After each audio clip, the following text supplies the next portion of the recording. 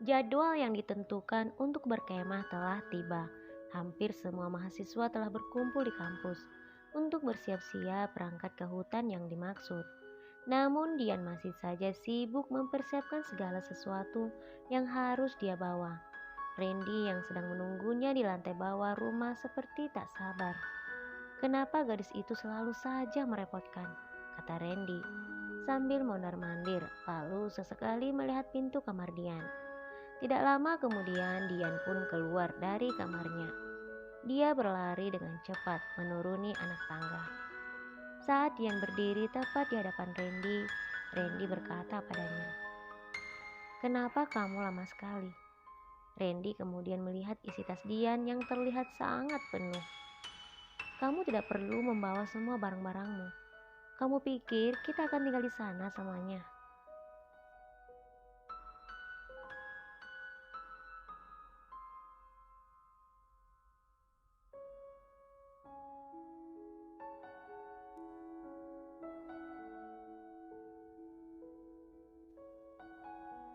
Dian berpura-pura tidak mendengar apa yang dikatakan Randy padanya. Lalu Mama dan Papa Randy datang mendekati mereka untuk memberikan sedikit nasihat dan beberapa pesan agar mereka selalu menjaga diri saat berada di sana. Setelah Randy dan Dian pamit kepada Papa dan Mama Randy, di sepanjang jalan Dian terlihat kesulitan membawa tasnya yang sangat berat. Randy yang berjalan sedikit jauh darinya senyum-senyum sendiri melihatnya. Tanpa sengaja Dian melihat Randy sedang tersenyum melihatnya. Tentu hal itu membuat Dian kesal, karena bukannya membantunya Randy malah mentertawakannya. Saat mereka sudah dekat kampus, mereka melihat 3 bis besar yang akan membawa mereka ke lokasi perkemahan berhenti di depan pagar. Dan saat itu pula Randy langsung berlari meninggalkan Dian.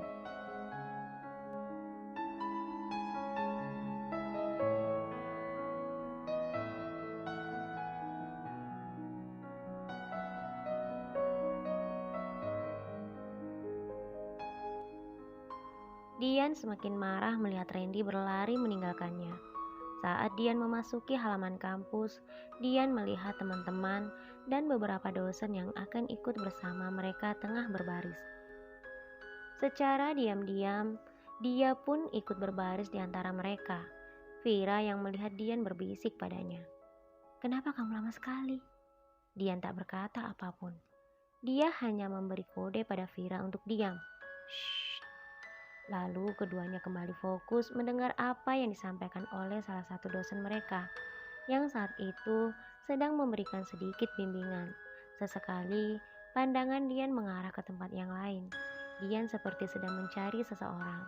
Ya, dia sedang mencari Evan, kekasihnya. "Di mana Evan? Kenapa aku tidak melihatnya?" kata Dian dalam hati.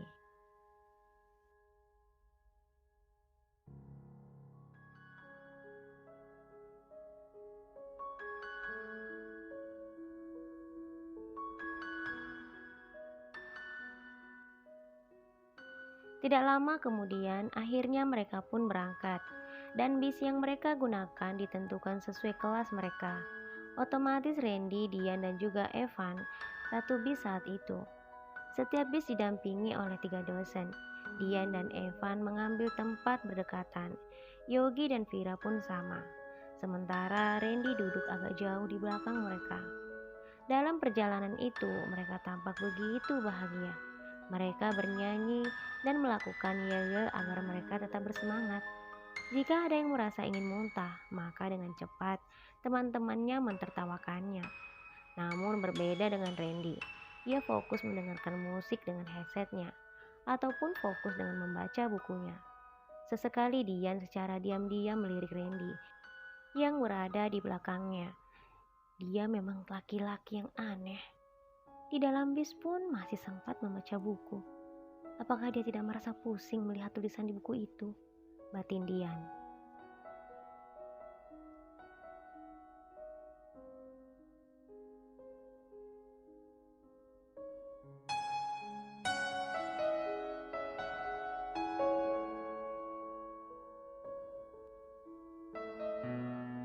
Beberapa jam setelah perjalanan, bis mereka berhenti sejenak untuk beristirahat di sebuah rumah makan.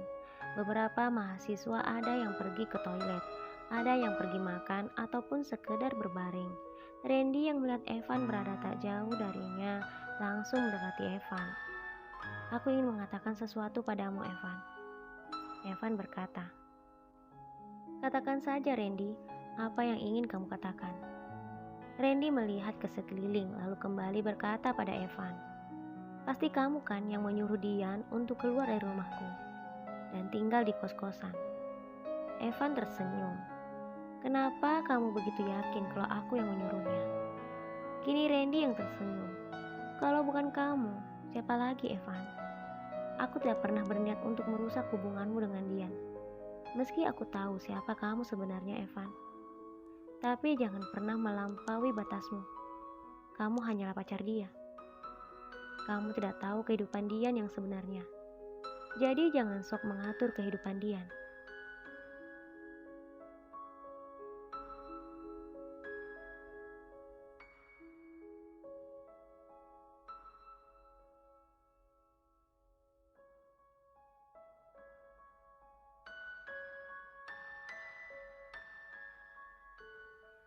Randy kemudian berjalan meninggalkan Evan yang terlihat tersenyum mendengarkan perkataan Randy padanya.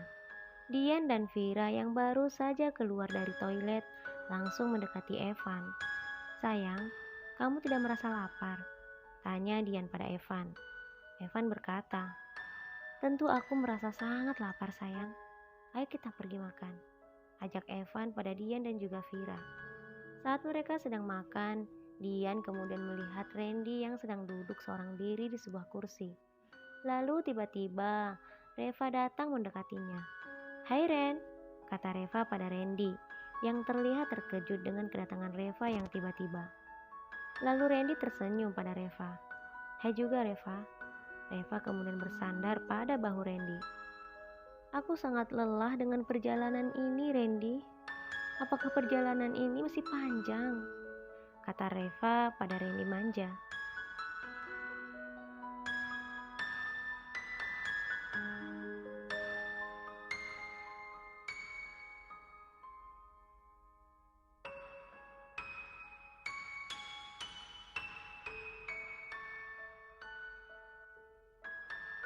Randy terlihat santai saja ketika Reva bersandar di bahunya. "Ya, mungkin beberapa jam lagi baru kita akan sampai." Reva kemudian melingkarkan kedua tangannya pada lengan Randy sambil terus bersandar di bahu Randy.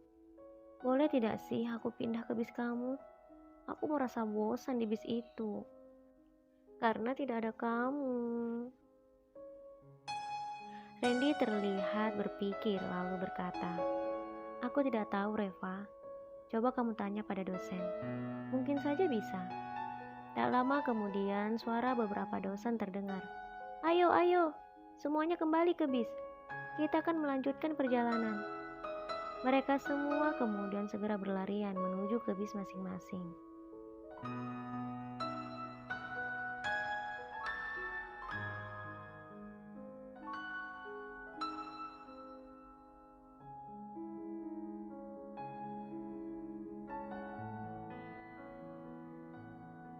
Reva yang masih menggandeng tangan Randy mendekati salah satu dosen mereka. "Pak, boleh tidak sih saya pindah di bis Randy? Saya merasa bosan di bis saya, Pak." Dosen itu menjawab, "Maaf Reva, bukannya tidak bisa, tetapi ditakutkan nanti kami para dosen kebingungan untuk mengecek setiap kelas. Karena setiap satu bis itu sudah satu kelas Reva, tidak ada campuran dari kelas yang lain. Jadi kembalilah ke bismu." Reva terlihat sedih mendengar jawaban dari dosen itu. Lalu dia pun masuk ke bisnya dengan wajah cemberut. Setelah beberapa jam perjalanan, akhirnya tibalah mereka di lokasi perkemahan. Ada yang terlihat sangat senang, ada yang terlihat biasa saja, ada yang terlihat tegang, dan ada yang terlihat ketakutan.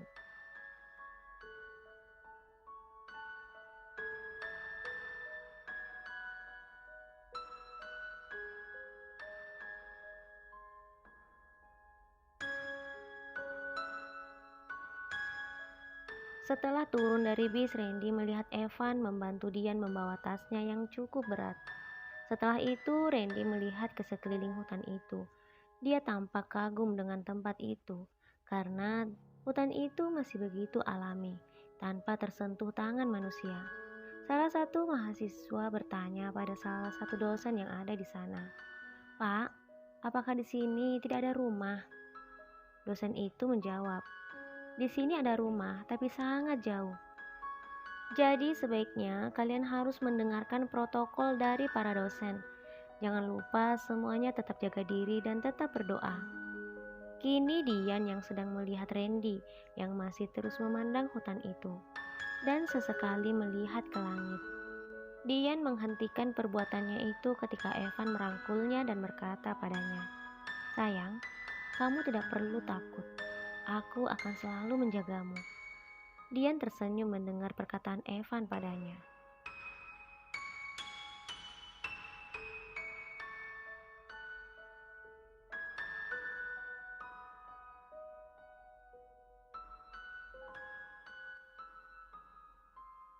Evan tidak pernah jauh dari Dian, begitu pula dengan Vira dan Yogi. Sementara Randy berjalan tak jauh di depan mereka. Tiba-tiba saja dari samping mereka Reva berjalan dengan cukup kencang, lalu merangkul Randy. Lagi-lagi Randy terlihat kaget. "Reva?" Reva hanya tersenyum sambil menggandeng tangan Randy. Dasar perempuan tidak tahu malu.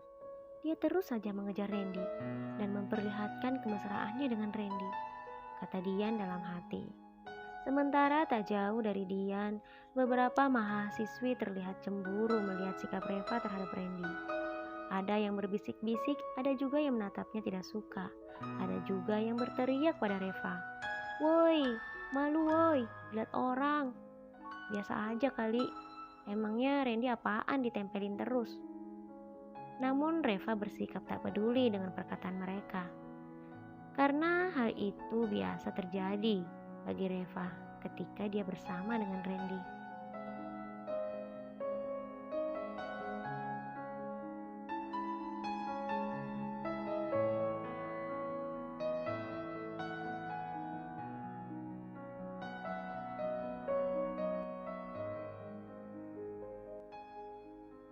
Setelah berjalan kaki hampir 1 jam menelusuri hutan itu, tibalah mereka di suatu tempat yang cocok untuk mendirikan tenda. Mereka kemudian berkumpul untuk mendengarkan instruksi dari dosen mereka.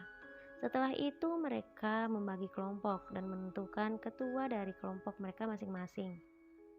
Kali ini mereka tidak lagi dipisahkan antara kelas yang satu dengan kelas yang lainnya, tetapi mereka bercampur. Dalam satu kelompok terdiri 10 orang. Laki-laki tidak dicampur dengan perempuan dalam satu kelompok. Hal yang benar-benar di luar dugaan terjadi. Randy satu kelompok dengan Evan, sementara Dian satu kelompok dengan Reva. Saat itu Randy menjadi ketua kelompok, sementara di kelompok Dian, Reva terpilih sebagai ketua kelompok.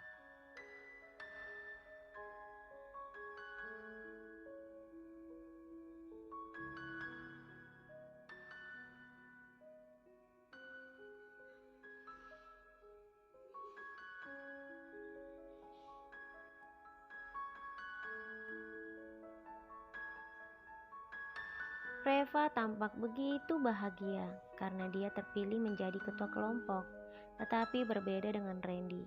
Dia bersikap biasa saja. Dian, Vira, dan juga teman-temannya yang lain terlihat tidak senang dengan terpilihnya Reva dalam kelompok mereka sebagai ketua. Tetapi itu adalah pilihan dari semua dosen mereka, dan mereka tidak bisa merubahnya. Setelah beristirahat sejenak, barulah mereka memulai bekerja sama mendirikan tenda. Setelah kelompok Randy dan Evan mendirikan tenda, Evan melihat kelompok Dian masih sibuk. Dia kemudian mendekati Dian dan menawarkan bantuan. Dengan senang hati, Dian dan teman-temannya menerima bantuan Evan.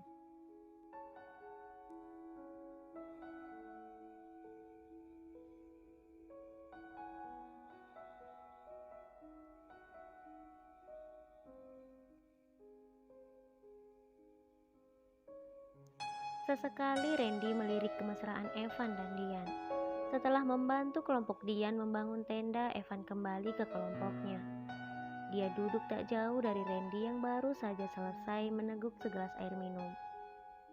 "Aku senang melihat kemesraanmu dengan Dian," kata Randy pada Evan. Evan tersenyum sambil memainkan kayu kecil yang ada di tangannya. "Aku tidak yakin dengan apa yang kamu katakan, Randy." Randy kembali berkata, "Kamu bebas mau percaya atau tidak. Tetapi satu hal yang perlu aku ingatkan padamu, Evan. Jika suatu saat kamu menyakitinya, atau kamu berusaha untuk melakukan hal yang sama padanya seperti yang kamu lakukan dengan gadis yang lain, aku akan membuat perhitungan denganmu." Lagi-lagi Evan tersenyum. "Wow, sepertinya kamu ingin jadi superhero atau hanya ingin mencari perhatian darinya?" Randy membelai rambutnya. "Terserah apa pendapatmu. Aku hanya melaksanakan perintah orang tuaku dan juga ayahnya."